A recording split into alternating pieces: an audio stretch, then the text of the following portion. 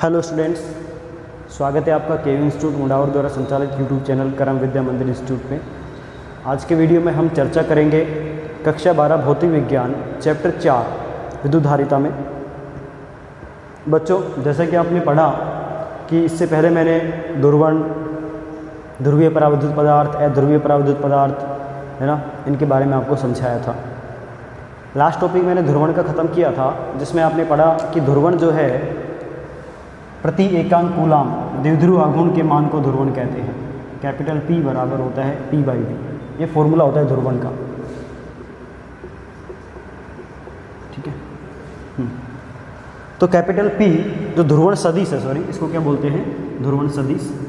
ध्रुवण सदिश का फॉर्मूला ये होता है स्मॉल p/v, जहाँ स्मॉल p विद्युत द्विध्रुव आघूर्ण है या द्विध्रुव आघूर्ण बोले इसको, पदार्थ का, परमाणु का।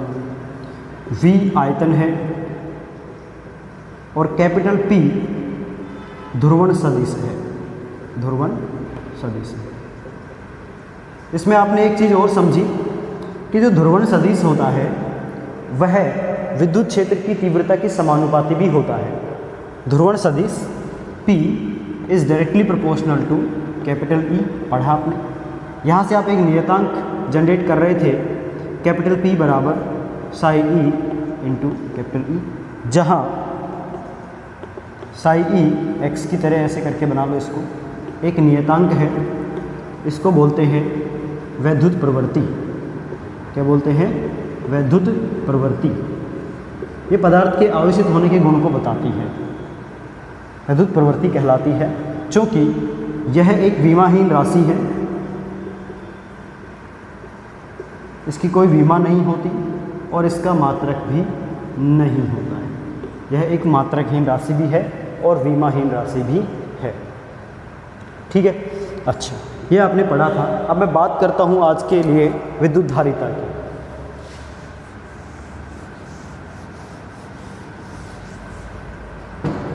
टॉपिक है आज का विद्युत धारिता। इसको इलेक्ट्रिक कैपेसिटेंस बोलते हैं, जैसे कि चैप्टर का नाम है।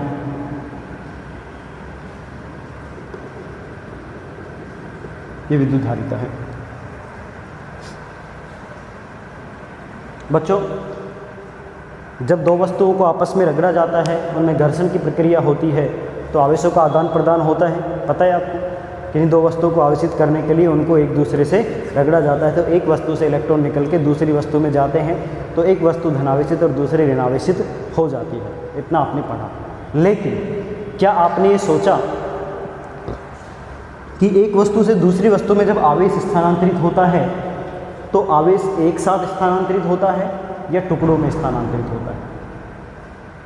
बिल्कुल, आवेश जो स्थानांतरित होगा वो एक एक बंडल्स के, पैकेट्स के रूप में स्थानांतरित होता है, ना कि सारा का सारा आवेश एक साथ किसी वस्तु में चला जाए या एक साथ किसी वस्तु से सारा आवेश निकाल लिया जाए। ऐसा नहीं होता है।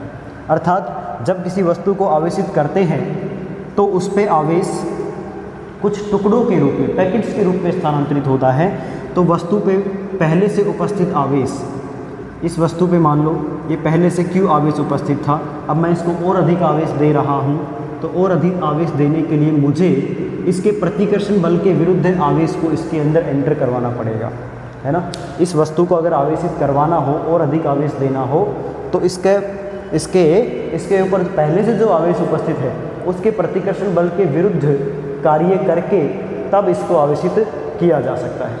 समझे? तो जब आप इसको आवेशित करने के लिए कार्य करेंगे तो ये कार्य इस चालक पर स्थितिज ऊर्जा के रूप में संचित हो जाएगा, इसकी स्थितिज ऊर्जा बढ़ जाएगी। जैसे जैसे आप इसको आवेशित करते जाएंगे वैसे वैसे इसकी स्थितिज ऊर्जा बढ़ती जाएगी। क्यों बढ़ती जाएगी? क्योंकि इसको आवेश देने के लिए जो हम कार्य कर रहे हैं वही स्थितिज ऊर्जा के रूप में स्टोर होता जाएगा। स्थितिज ऊर्जा बढ़ने के साथ साथ, चूँकि स्थितिज ऊर्जा तो विद्युत विभव से संबंधित है ना, आपने इससे पहले वाले चैप्टर में विद्युत विभव स्थितिज ऊर्जा खूब पढ़ा है, तो विद्युत विभव भी बढ़ेगा। स्थितिज ऊर्जा बढ़ेगी तो विद्युत विभव भी बढ़ेगा। तो मतलब आवेश बढ़ाने पर, कब? आवेश बढ़ाने पर। जब आप आवेश बढ़ा रहे हो वस्तु पे तो स्थितिज ऊर्जा बढ़ेगी, उसके साथ साथ विद्युत विभव भी बढ़ेगा। डायरेक्ट यहाँ देखिए, इसको हटा दो। आवेश बढ़ाने पर क्या होगा? विद्युत विभव बढ़ता है। आवेश बढ़ाने पर विद्युत विभव बढ़ता है। और अधिक आवेश बढ़ाएंगे, विद्युत विभव और बढ़ता जाएगा। यानी कि जैसे जैसे आवेश के मान में वृद्धि करते जाते हैं वैसे वैसे विभव का मान भी बढ़ता जाता है। अर्थात हम ये कह सकते हैं आवेश में वृद्धि विभव में वृद्धि के समानुपाती होती है ना। किसी चालक को दिया गया आवेश उसके विभव में वृद्धि के समानुपाती होता है। ये मतलब आया समझ में। चालक को दिया गया आवेश, चालक को दिया गया आवेश उसमें विभव वृद्धि के समानुपाती होता है। उसमें विभव वृद्धि के समानुपाती होता है, समानुपाती होता है। ठीक है। अर्थात यदि किसी चालक को कैपिटल Q आवेश देने पर उसके विभव में वृद्धि कैपिटल V है तो Q समानुपाती V होगा। Q समानुपाती V लिख सकते हैं, है ना। तो समानुपाती चिन्ह को हटाएं तो यहाँ पे एक नियतांक भी प्रयुक्त करना पड़ेगा। समानुपाती चिन्ह को हटाने पर हम इस समीकरण को ऐसे लिखेंगे। ये समीकरण बन गई। अब ये यहाँ पे C क्या है? C एक नियतांक है। इसे चालक की धारिता कहते हैं। क्या कहते हैं भाई? चालक की धारिता कहते हैं। इसे चालक की धारिता कहते हैं। ये धारिता क्या होती है? धारिता क्या होती है? धारिता अभी आपने देखा, चालक आवेश ग्रहण कर रहा है तो उसके आवेश ग्रहण करने की क्षमता ही धारिता होनी चाहिए, है ना। हाँ, तो किसी चालक पे आवेश ग्रहण करने की क्षमता को, कैपेसिटी को उसकी धारिता कहते हैं, है ना। ये चालक ना विलगित होना चाहिए। यहाँ पे एक वर्ड आप ऐड करना, विलगित चालक। विलगित चालक एक ऐसा चालक होगा जिसका बाहर के एनवायरनमेंट से किसी अन्य पदार्थ से कोई लेना देना नहीं है, जो ना अपना आवेश बाहर दे सकता है ना बाहर से आवेश ले सकता है। केवल हम उसको जो आवेश दे रहे हैं उसी मेथड से आवेश लेगा वो। ठीक है। अच्छा, तो C क्या है? एक नियतांक जिसे चालक की धारिता कहते हैं। धारिता क्या है? चालक द्वारा आवेश ग्रहण करने की क्षमता को, आवेश ग्रहण करने की क्षमता को धारिता कहते हैं। धारिता कहते हैं। ठीक है। कैपेसिटी कहते हैं। कैपेसिटी कहते हैं। ठीक है। ये धारिता की डेफिनेशन होगी। किसी चालक द्वारा आवेश ग्रहण करने की क्षमता को उसकी धारिता कहते हैं। ठीक है। तो धारिता का फॉर्मूला क्या हो जाएगा? अर्थात C बराबर होगा Q/V। ये धारिता ज्ञात करने का फॉर्मूला है। इससे आपको एक चीज़ पता चली कि धारिता आवेश के समानुपाती है और धारिता विभव के व्युत्क्रमानुपाती है ना। धारिता जब ज़्यादा होगी जब आवेश अधिक होगा, अर्थात वस्तु के ऊपर अधिक आवेश संग्रहित किया गया है तो मतलब उसकी धारिता अधिक है। वस्तु का विभव अगर कम है, अगर उस पर विभव की वैल्यू कम है तो धारिता अधिक होगी। ये इंपॉर्टेंट है। विभव के मान में कमी कर दीजिए, धारिता उसकी बढ़ जाएगी, है ना। नोट कर लीजिए आप।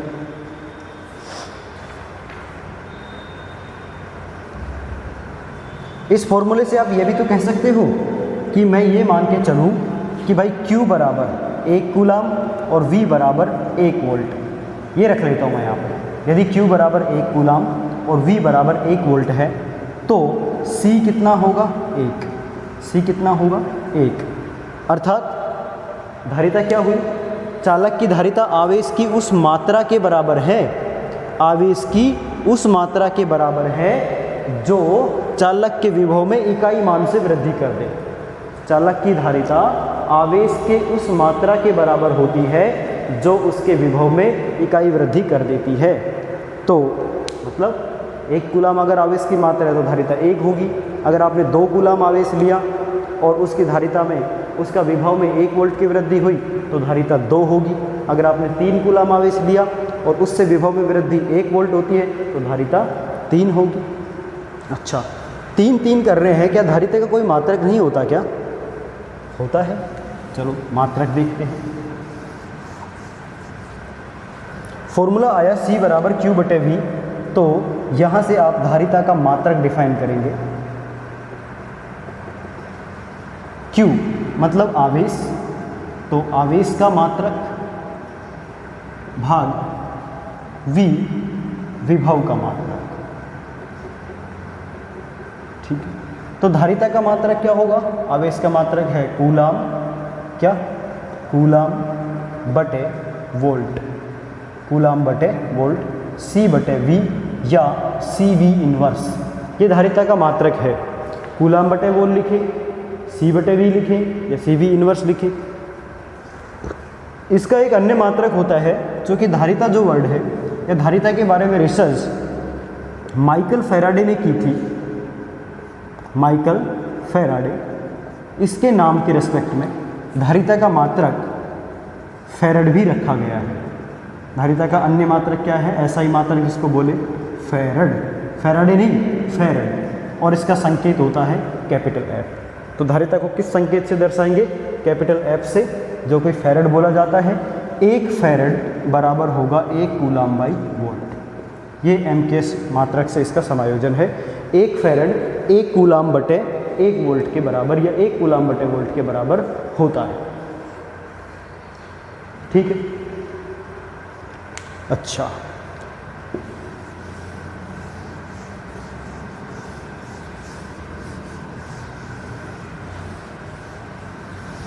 तो अभी आपने ये सीखा कि किसी चालक पे आवेश वृद्धि करने से उसके विभव में वृद्धि होती है। तो मैं चालक के आवेश और विभव में ग्राफ खींचता हूँ, V और Q। Q में वृद्धि करेंगे तो V में वृद्धि होगी समानुपाती रूप से, मतलब कि Q और V के बीच में समानुपाती का रिलेशन होने के कारण ग्राफ कैसा आएगा? सीधी रेखा आएगा, Q समानुपाती V। जैसे जैसे Q बढ़ेगा वैसे वैसे विभव बढ़ेगा, Q इधर बढ़ेगा विभव इधर बढ़ेगा, ये एक साथ रूप से एक सीधी रेखा में बढ़ते जाएंगे। अच्छा, ये मान लो एंगल है थीटा, ये एंगल कितना है? थीटा। तो मैं इस त्रिभुज को अगर पूरा करूं, तो इस त्रिभुज को पूरा करूं तो मान लो यहाँ से यहाँ तक आवेश का मान है Q, तो ये Q हो गया, और यहाँ पे विभव का मान है V, ये V हो गया। तो मैं इस त्रिभुज से tan थीटा ज्ञात करता हूँ। tan थीटा बराबर क्या होता है? लंब बटे आधार, लंब थीटा है, लंब है Q और आधार कितना है? V। tan थीटा की वैल्यू है Q/V। अगर आवेश और विभव में ग्राफ खींचा जाए तो tan थीटा Q/V होता है, और जो क्या कहलाता है? धारिता ही कहलाएगा, क्योंकि C बराबर क्या होता है? Q/V। अतः हम लिख सकते हैं, अतः हम क्या कह सकते हैं कि tan थीटा यानी कि ढाल Q और V वक्र के बीच में, Q और V के बीच में खींचा गया वक्र का ढाल धारिता को इंडिकेट करता है। यदि आवेश Q और विभव के बीच में ग्राफ खींचा जाए तो ग्राफ का जो ढाल है, जो झुकाव कोण है tan थीटा, उसका मान धारिता के बराबर होता है। ठीक है, मात्रक की बात हो गई। चलिए विमा की बात कर लेते हैं। धारिता की विमा, धारिता की विमा हो जाएगी आवेश की विमा बटे विभव की विमा, आवेश की विमा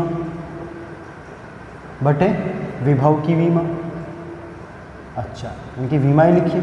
आवेश बराबर धारा गुणा समय, तो धारा गुणा समय, धारा की विमा A1, समय की T1 बटे विभव V।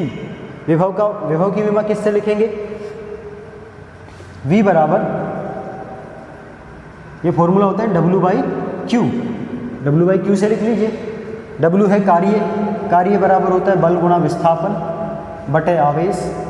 तो आवेश की विमा बल गुणा विस्थापन की विमा, बल की विमा m1 L1 T-1, m1 L1 T-2 sorry, विस्थापन की विमा हो गई L1, और ये आवेश की विमा ऊपर चली जाएगी A1 गुणा T1। ठीक है, तो इस तरह से m1 ऊपर गया, L2 ऊपर जाके -2, T2 ऊपर जाके माइनस की है 2, 3 हो गया, और एक ये 4 और A2 ऐसे बीमा आ रही है। M1 L-2 T4 और M की बीमा भी माइनस में आएगी। ये होती है विभव की किसकी विमा, धारिता की विमा। ये धारिता की विमा है। ठीक है बच्चों, समझ आया आपको? तो धारिता का SI मात्रक क्या हुआ? कूलाम बटे वोल्ट, जिसे फैराड कहते हैं। इसको F से दर्शाया जा सकता है। ओके। धारिता जो है एक बहुत बड़ा मात्रक है। धारिता का जो मात्रक है 1 फैराड बहुत बड़ा मात्रक है। इसके अन्य छोटे मात्रक प्रयुक्त करेंगे हम, जैसे नैनोफैराड, माइक्रोफैराड, पिकोफैराड आदि। नैनोफैराड बराबर होता है 10 की पावर माइनस 9 फैराड। माइक्रोफैराड बराबर होता है 10 की पावर माइनस 6 फैराड। पिकोफैराड बराबर है 10 की पावर माइनस 12 फैराड। ऐसे अन्य छोटे मात्रक इसके प्रयुक्त किए जाएंगे जब हम इनको यूज़ करेंगे न्यूमेरिकल्स वगैरह आदि में। ठीक है, ये टॉपिक समझ आया आपको? चलिए नोट कर लीजिए इसको तब तक।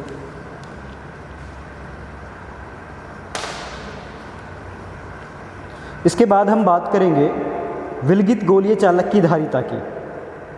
विलगित गोलीय चालक की धारिता। विलगित गोलीय चालक मतलब कि ऐसा चालक जो बाहर के निवेश से कटा हुआ है, जिसका बाहर के वातावरण से, बाहर के सिस्टम से कोई संबंध नहीं है, वो विलगित गोलीय चालक है।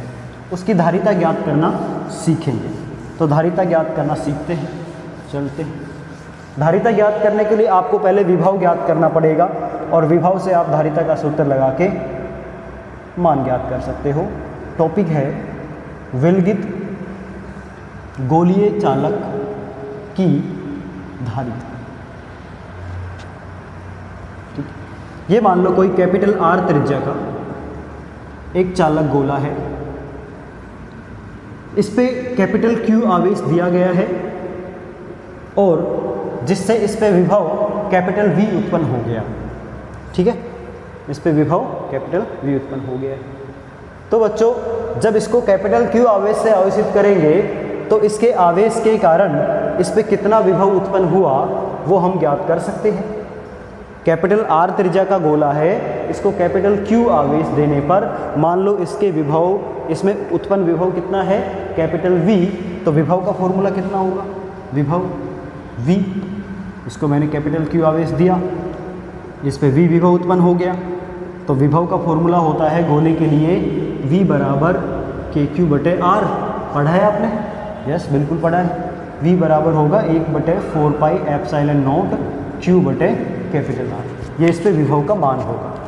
अच्छा, अब धारिता ज्ञात करें। माना, मैं मान लेता हूँ इसकी धारिता C है।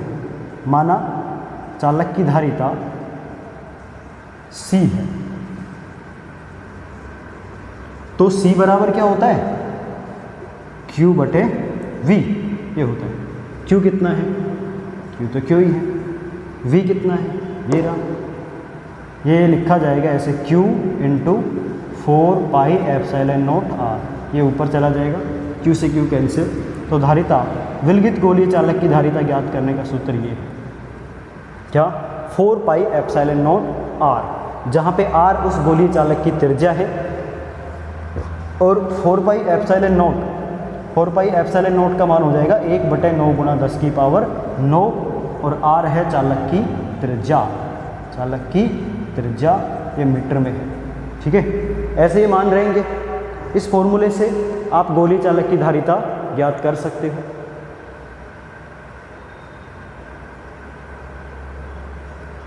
ठीक है, अच्छा।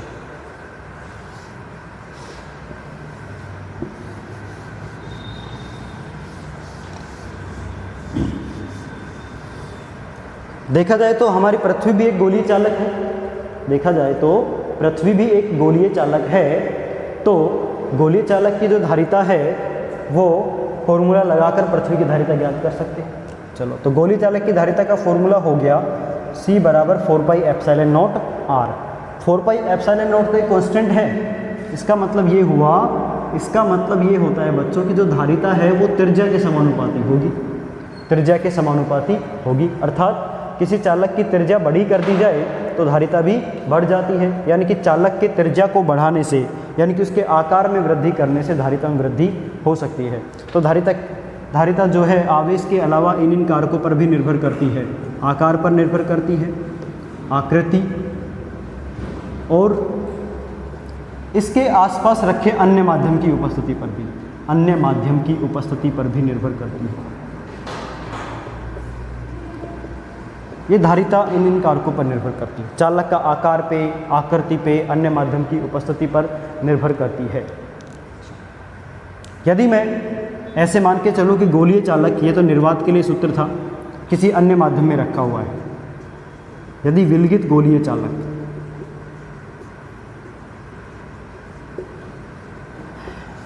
एप्सिलॉन माध्यम में है, एप्सिलॉन माध्यम में रखा है, तो उस पर धारिता क्या आएगी? 4 pi epsilon naught into epsilon R. 4 pi epsilon naught into epsilon naught की जगह एप्सिलॉन ही ले लो, 4 पाई एप्सिलॉन आर। चूँकि हम जानते हैं कि एप्सिलॉन बराबर होता है epsilon naught into epsilon R, इसलिए C बराबर होगा 4 pi epsilon naught epsilon R into R. मतलब कि ये हो गया, इसका मतलब ये हो गया कि माध्यम में धारिता Cm, किसी माध्यम में धारिता का मान निर्वात में धारिता की तुलना में एप्सिलॉन आर गुना ज़्यादा होता है। ये पूरा जो मान है ये सारा C नोट के बराबर है, निर्वात में धारिता के बराबर है। तो हम यहाँ से ऐसे भी लिख सकते हैं, या मैं इसको लिखूँ Cm बाई C नोट बराबर एप्सिलॉन आर। ये आप निरपेक्ष विद्युतशीलता का एक फॉर्मूला बना सकते हैं। आपेक्षिक विद्युतशीलता एप्सिलॉन आर होती है आपेक्षिक विद्युतशीलता, जिसको आप दर्शा सकते हैं किसके रूप में? Cm बाई C नोट, अर्थात माध्यम में धारिता और निर्वात में धारिता का अनुपात एप्सिलॉन आर या आपेक्षिक विद्युतशीलता कहलाता है। माध्यम में धारिता और निर्वात में धारिता का अनुपात क्या कहलाता है? एप्सिलॉन आर कहलाता है। ठीक है, ये लो, ये सारी चीज़ें क्लियर कर लीजिए यहाँ पे। ये आप यहाँ से निर्वात में धारिता गोली चालक की C बराबर 4 पाई एप्सिलॉन नॉट आर। किसी अन्य माध्यम में अगर विलगित गोली चालक रखा है, विलगित गोली चालक जिसकी धारिता है, जिसकी विद्युतशीलता एप्सिलॉन है, तो उसकी धारिता ये होगी। एप्सिलॉन बराबर होता है एप्सिलॉन नॉट एप्सिलॉन आर, ऐसे ये C नोट हो गया एप्सिलॉन आर। इन दोनों के बीच में रेशियो निकाल लिया, कोई दिक्कत? ठीक है, चलिए। इस फॉर्मूले से मैं बात कर रहा था पृथ्वी की। पृथ्वी एक गोलीय चालक है, और पृथ्वी गोलीय चालक है तो पृथ्वी की त्रिज्या भी आपको पता है, लगभग 6500 किलोमीटर होती है पृथ्वी की त्रिज्या, 6400 किलोमीटर लेते हैं। तो उसकी धारिता ज्ञात करके देखते हैं, है ना? पृथ्वी की धारिता ज्ञात करके देखते हैं। पृथ्वी की त्रिज्या है 6400 किलोमीटर। ओके, तो धारिता केवल त्रिज्या पर निर्भर करेगी। तो पृथ्वी की धारिता C पृथ्वी बराबर ये 4 pi epsilon naught R. C पृथ्वी बराबर 4 पाई एप्सिलॉन नॉट का मान कितना? 1/9 गुणा 10 की पावर 9 इंटू आर, 6400 किलोमीटर, यानी कि 6400 गुणा 10 की पावर 3 मीटर। मीटर में बदल लो ये। अच्छा, तो पृथ्वी की धारिता हो गई 64 गुणा 10 की पावर 2 और 3 5 बटे 9 गुणा 10 की पावर 9। 6 का डिवाइड करो, 9 का डिवाइड करो, 9 7 63, बच गया 1 दशमलव 9 एकम 9, बच गया 1 9 एकम 9, 7.11 आ रहा है। आगे ऐसे चलता रहेगा। 10 की पावर ये -9 ऊपर हो जाएगी, तो माइनस के 4 बचेंगे ऐसे। ठीक है, या फिर आप इसको लिख सकते हो 711 डेसिमल 2 स्थान आगे सरकाइए, पावर 2 कम कर दीजिए, 10 की पावर -6। 10 की पावर -6 बताया था आपको, चूँकि 10 की पावर -6 बराबर होता है माइक्रोफेरड, तो आप इसको लिख सकते हैं 711 माइक्रोफेरड। किसका मान है? पृथ्वी की धारिता का। ये देखें, पृथ्वी की धारिता 711 माइक्रोफैरड के बराबर है। तो 1 फैरड कितनी बड़ी यूनिट होगी? जब एक पृथ्वी की ही धारिता इतनी ज़्यादा है जो कि 711 माइक्रोफैरड है, एक के तो कंपैरिजन में बिल्कुल ही नहीं है, ये तो बहुत दूर दूर तक इसके एक के कंपैरिजन में नहीं है। तो इसका मतलब कि धारिता का जो मात्रक होता है 1 फैरड, वो बहुत बड़ा मात्रक है। ठीक है, हाँ। तो पृथ्वी एक एकल चालक था, एक विलगित गोलीय चालक था। इसकी धारिता हमने ज्ञात करी विलगित गोलीय चालक की धारिता का फॉर्मूला लगाकर, ठीक है, जो कि बहुत कम आई। तो मतलब ये समझ में आया कि किसी विलगित गोलीय चालक यानी कि एकल गोलीय चालक की धारिता को त्रिज्या बढ़ाने से बहुत अधिक ज़्यादा नहीं बढ़ा सकते।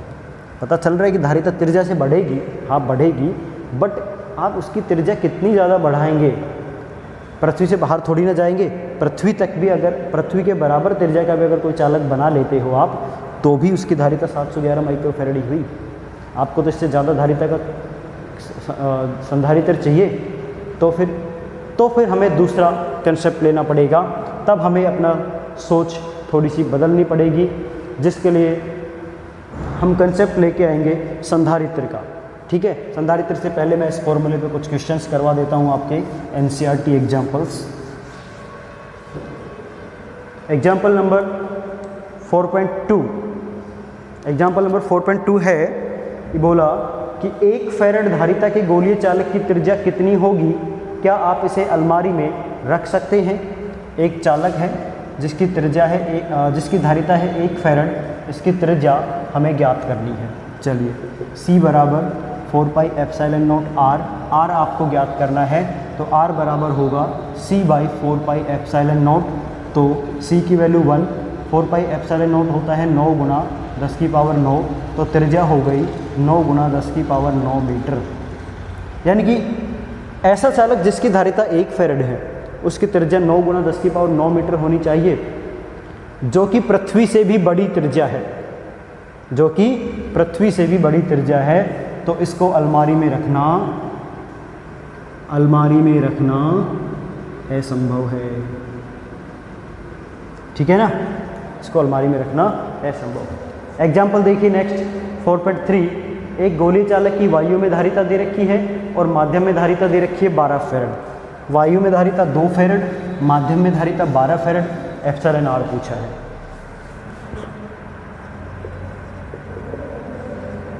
CM 12 farad. ठीक है, ये माध्यम में धारिता और इसमें निर्वात में धारिताएं आपको दे रखी हैं। पूछा गया है कि माध्यम के परावैद्युतांक का मान ज्ञात करो। परावैद्युतांक का मान यानी कि एप्सिलॉन आर का मान निकालना है आपको। तो अभी मैंने फॉर्मूला कराया था, एप्सिलॉन आर बराबर CM बटे C नोट, माध्यम में धारिता बटे निर्वात में धारिता 12 बटे 2 बराबर 6। तो परावैद्युतांक की वैल्यू हो जाएगी 6। परावैद्युतांक का कोई मात्रक नहीं होता है ना, ये मात्रकहीन राशि है, इसलिए इसकी वैल्यू हो गई 6 के बराबर। ओके, समझ आ गया। चलिए अगला क्वेश्चन देखिए। एग्जाम्पल नेक्स्ट में बोला, एग्जाम्पल नंबर 4.4, दो भिन्न भिन्न त्रिज्या के गोलीय चालकों को समान आवेश से आवेशित करने पर इनके पृष्ठों पर विभव का अनुपात 1:2 है, तो इनकी धारिताओं का अनुपात क्या होगा? ठीक है, देखिए धारिता बराबर C बराबर Q बाई V सॉरी। तो इससे पता चला कि जो धारिता है वो विभव के व्युत्क्रमानुपाती होती है। ठीक है, तो दो चालकों के लिए मैं लेके चलूँ इसको, दो चालकों जिनकी धारिताएं C1, C2 तथा विभव V1 व V2 है, तो उसके लिए मैं क्या लिखूंगा? C1 प्रोपोर्शनल टू 1/V1 व C2 प्रोपोर्शनल टू 1/V2, या C1 बटे C2 ज्ञात करें। C1 बटे C2 ज्ञात करें तो आएगा 1/V1 बटे 1/V2। इसको आप लिख सकते हो V2 बटे V1। तो रिलेशन क्या निकला कि धारिताओं का अनुपात इनके विभव के व्युत्क्रमानुपात के बराबर होता है। C1/C2 बराबर V2/V1। अब आपको दिया गया है, आपको क्या दिया गया है कि इनके विभव V1 अनुपात V2 बराबर है 1:2। क्वेश्चन में बोला कि V1 अनुपात V2 बराबर कितना है? 1:2, मतलब कि V1 बटे V2 कितना है? 1/2। तो बच्चों इस फॉर्मूले से देखिए C1 बटे C2 बराबर क्या होगा, V2 बटे V1 के। यहाँ से आप V2 बटे V1 ज्ञात करेंगे, कितना आएगा, 2 आएगा, तो बराबर आएगा 2, यानी 2 बटे 1। तो इसका मतलब ये हुआ कि C1 अनुपात C2 बराबर आया 2 अनुपात 1 के। मतलब कि C1 और C2 का अनुपात कितना होना चाहिए, 2 अनुपात 1 होना चाहिए। ठीक है, धारिता दुगनी हो जाएगी, विभव आधा करेंगे, धारिता दुगनी हो जाएगी। चलो, बहुत अच्छे।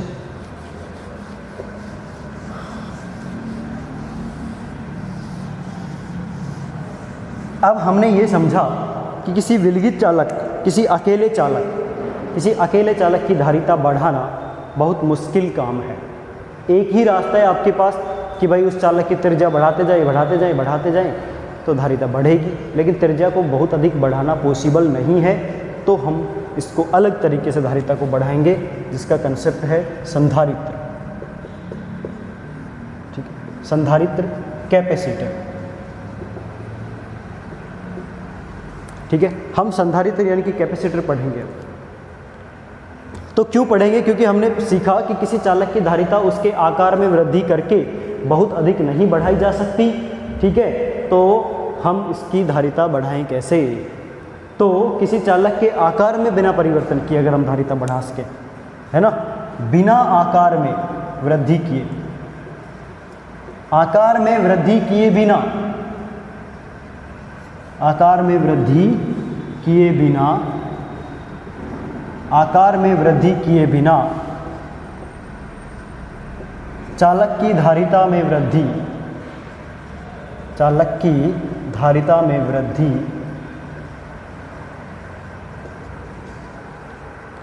किसकी सहायता से की जा सकती है, संधारित्र की सहायता से की जा सकती है। संधारित्र की सहायता से ये पॉसिबल है। कैसे पॉसिबल है, आवेश की मात्रा को स्थिर रखिए,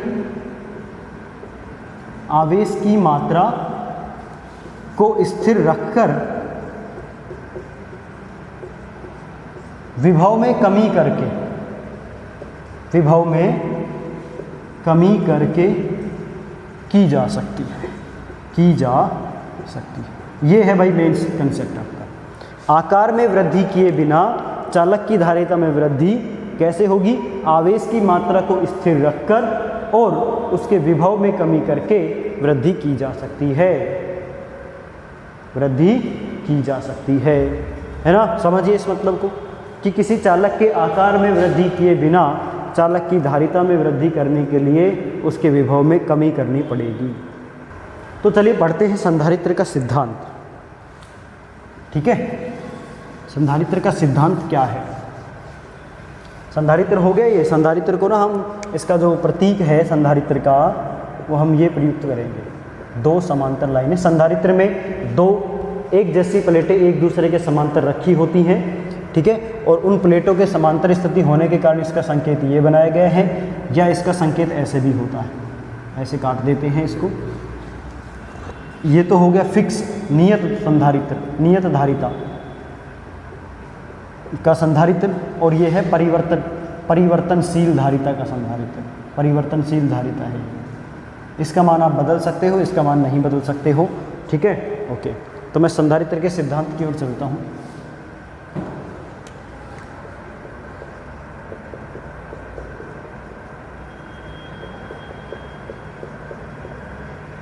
संधारित्र का सिद्धांत देखिए बच्चों, आप एक प्लेट ले लीजिए, एक चालक प्लेट लीजिए जिसको +q आवेश से आवेशित किया गया है। ठीक है, ये एक चालक प्लेट है ए, नंबर 1। इसके बाद आप इस चालक प्लेट के पास, इस चालक प्लेट के पास एक ऐसी ही समान प्रकार की, इसके समान आकार, इसके समान क्षेत्रफल की अन्य प्लेट को, जो कि उदासीन है, इसके पास रख देंगे। ठीक है भाई, ये है एक चालक प्लेट या चालक छड़ जिसका आवेश है इस पे ये, और इसको मैंने ए से दर्शाया है। इसी प्लेट के पास अगर मैं एक ऐसी ही समान आकार की, समान आकृति की, एक जैसे, मतलब बिल्कुल इसके जैसी 2 कॉपी, लेकिन वो भी आवेशित, अनावेशित, या उसको बोले उदासीन, उदासीन प्लेट रख देते हैं, तो क्या होगा, तो क्या होगा, इससे पहले वाली वीडियो में आपने ध्रुवण पढ़ा, प्रेरित ध्रुवण पढ़ा, तो यहाँ पे इस प्लस आवेश के कारण इसके अंदर के आवेशों में हलचल होगी, जिससे माइनस आवेश प्रेरित होके अंदर की ओर प्लेट पे और धन आवेश प्रेरित होके बाहर की ओर जमा हो जाता है।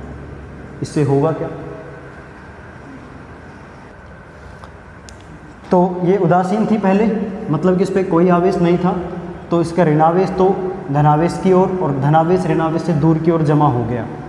तो अब हम देखेंगे कि ऋणावेश जो है ये तो विभव में कमी करेगा, इसके कारण तो विभव में कमी होगी, तो मतलब धारिता बढ़ेगी, चलो ठीक है। लेकिन धनावेश क्या करेगा, धनावेश के कारण विभव में वृद्धि होगी, तो मतलब धारिता में ये वृद्धि कर रहा है, तो ये आवेश धारिता में वृद्धि कर रहा है, ये विभव में कमी कर रहा है। ऋणावेश इसके नज़दीक है, ऋणावेश नज़दीक है, धनावेश दूर है, तो विभव में कमी ज़्यादा होगी और विभव में वृद्धि कम होगी, तो ओवरऑल विभव में कमी होगी, लेकिन बहुत ज़्यादा नहीं होगी। विभव में कमी बहुत ज़्यादा नहीं हो पाई, तो धारिता में वृद्धि भी बहुत ज़्यादा नहीं हो पाएगी। अब हम क्या करें, अब हम ये करते हैं कि जो आवेश विभव में वृद्धि कर रहा है उसको ही हटा दें, तो केवल विभव में कमी रह जाएगी। अर्थात अगले स्टेप में हम ये करेंगे कि ये चालक प्लेट को तो ऐसे ही रहने दो, प्लेट ए को तो, और जो प्लेट बी थी जिस पे प्रेरण के कारण अंदर की ओर माइनस क्यू आवेश, मान लो आपने इसको प्लस क्यू आवेश दिया, तो यहाँ पे प्लस क्यू आवेश आएगा, यहाँ पे माइनस क्यू आवेश आएगा, और यहाँ पे प्लस क्यू आवेश आएगा। यहाँ पे ये प्लस क्यू आवेश है, यहाँ पे ये माइनस क्यू आवेश है। इस वाली प्लेट को जिस पे कि ये इधर प्लस क्यू आवेश था, मैं भू संपर्कित कर देता हूँ। क्या कर देते हैं इसको, भू संपर्कित। ग्राउंड के रेस्पेक्ट में एक चालक तार लेकर, एक चालक तार लिया और चालक तार से इसको कनेक्ट करके और यहाँ पे जोड़ दिया, भू संपर्कित कर दिया। तो धनावेश जिसपे कि प्रतिकर्षण का बल लगा हुआ है, उसके कारण ये सारा का सारा आवेश पृथ्वी के ऋणावेश के द्वारा कैंसिल हो जाता है। ठीक है, तो इस प्लेट बी पे क्या बचेगा, केवल माइनस आवेश बचा, और माइनस आवेश क्या करता है, विभव में कमी। अब विभव में कमी बहुत अधिक हो सकती है। इससे जैसे जैसे इस चालक प्लेट पे आवेश बढ़ाते जाओगे आप, देखिए अब इस चालक प्लेट पे जैसे जैसे आवेश की मात्रा बढ़ाते जाएंगे, वैसे वैसे इस पे ऋणावेश बढ़ता जाएगा। ऋणावेश बढ़ने से विभव में कमी बढ़ती जाएगी, विभव में कमी बढ़ने के साथ साथ धारिता में भी वृद्धि होगी। तो यही संधारित्र का सिद्धांत है धारिता बढ़ाने का। देखो, चालक के आकार में कोई परिवर्तन नहीं किया, चालक के आकार या आकृति में परिवर्तन किए बिना और इसके विभव में कमी करके धारिता बढ़ा दी गई है। ठीक है, तो संधारित्र का सिद्धांत आपको समझ में आया। संधारित्र का सिद्धांत समझ में आया, बिल्कुल। अब संधारित्र कितने प्रकार के हो सकते हैं, संधारित्रों के प्रकार देखिए। संधारित्र कई प्रकार के, एक तो ये पढ़ा आपने, एक प्लेट और दूसरी प्लेट एक दूसरे के समांतर, इसको बोलते हैं नंबर 1 समांतर प्लेट संधारित्र। समांतर प्लेट संधारित्र। दूसरा, एक चालक प्लेट ले सकते हैं, उसके ऊपर दूसरी चालक प्लेट रख दी जाए समांतर रूप से ही, तो एक चालक प्लेट और उसके सामने दूसरी पैरेलल, 2 चालक प्लेटें ऐसे ले लो। ये गोलीय चालक प्लेट है और इसके पैरेलल ही एक और चालक प्लेट है ना, ऐसे 2 चालक प्लेटें रख दे एक दूसरे के समांतर, तो ये बनेगा गोलीय चालक संधारित्र। गोलीय संधारित्र, गोलीय संधारित्र बोल दो, ठीक है।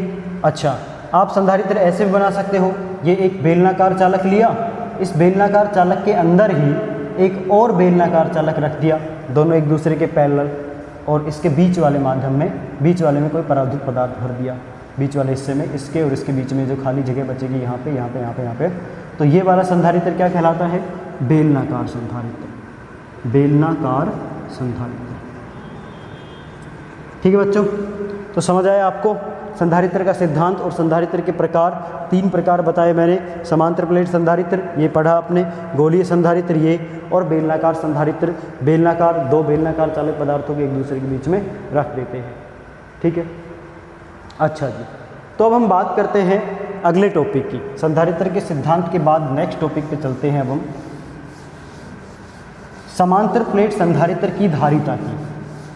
क्योंकि हमने समांतर प्लेट संधारित्र पढ़ा, सिद्धांत पढ़ा अभी, तो अब हम पढ़ेंगे समांतर प्लेट संधारित्र। ठीक है। Parallel plate capacitor, PARALLER, parallel plate capacitor, इसको शॉर्ट में बोलते हैं PPC। पैरेलल प्लेट कैपेसिटर को क्या कहते हैं? PPC कहते हैं।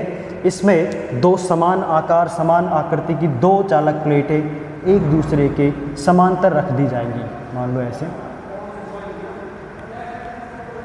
ये दो चालक प्लेटें हैं, एक ऐसे दूसरी इसके समांतर ऐसे, ठीक है। दोनों समान आकृति समान आकार की, इसका क्षेत्रफल है इसका क्षेत्रफल है, ठीक है। एक जैसे पदार्थ की बनी हुई चालक प्लेटें हैं, लेकिन इन पे आवेश एक दूसरे के विपरीत रहेगा। जैसे सिद्धांत में पढ़ा, इस चालक प्लेट पे प्लस क्यू आवेश है तो इस चालक प्लेट पे कितना आवेश होगा? माइनस क्यू आवेश आ जाता है, ठीक है। यानी कि अब मैं इसको ऐसे बना दूं, ये एक चालक प्लेट हो गई, यहाँ देख लीजिए, ये वाली चालक प्लेट ये है जिस पे प्लस क्यू आवेश है। दूसरी चालक प्लेट इसके समांतर समान आकार की जिस पे माइनस क्यू आवेश है, ठीक है। ऐसे है, दो समांतर चालक प्लेटें एक दूसरे के पास रख दी है। अब इन चालक प्लेटों पे जिनका कि क्षेत्रफल भी समान है, एक विद्युत क्षेत्र उत्पन्न होगा, एक विद्युत क्षेत्र कार्य करेगा। विद्युत क्षेत्र की दिशा किधर होती है? प्लस क्यू आवेश से माइनस क्यू आवेश की तरफ विद्युत क्षेत्र होता है, ठीक है। इन चालक प्लेटों के बीच में मैं यहाँ पे कोई बिंदु मान लो P बिंदु, इस बिंदु P पर विद्युत क्षेत्र कितना होगा? इस बिंदु P पर विद्युत क्षेत्र ज्ञात करेंगे, फिर हम विभव ज्ञात करेंगे, उसके बाद धारिता ज्ञात करेंगे, ठीक है। तो मान लेते हैं भाई इसका जो पृष्ठ आवेश घनत्व वो प्लस सिग्मा है, इसका पृष्ठ आवेश घनत्व माइनस सिग्मा होगा। सिग्मा क्या होता है? आवेश बटे क्षेत्रफल, तो इसका आवेश Q, क्षेत्रफल A, तो प्लस सिग्मा, इसका आवेश माइनस Q, क्षेत्रफल A, तो माइनस सिग्मा इसकी धारिता होगी। पृष्ठ आवेश घनत्व हो गया, ये है आवेश पृष्ठ आवेश घनत्व, पृष्ठ आवेश घनत्व।